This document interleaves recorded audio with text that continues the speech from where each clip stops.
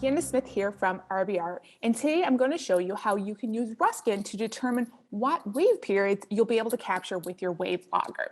So here in Ruskin, I have simulated an RBR Solo D wave 16. So it's one of our common wave loggers. And over here, you can see we have a couple of parameters we can input.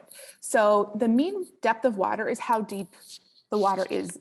So here, perhaps you're in about 20 meters of water. And this other one here is called the instrument altitude. It's how far off the bottom you are. So perhaps you have a frame that you're mounting your logger onto, and it's maybe a half a meter from the bottom.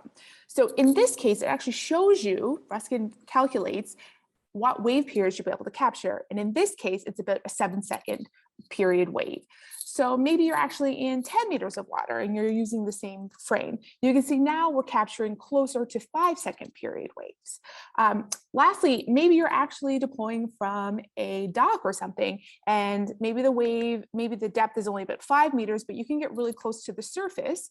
So you're actually 4.5 meters from the bottom because you can deploy directly onto the pier. So you can see in this case, you're actually getting wave periods down to about a second. Hope that helps.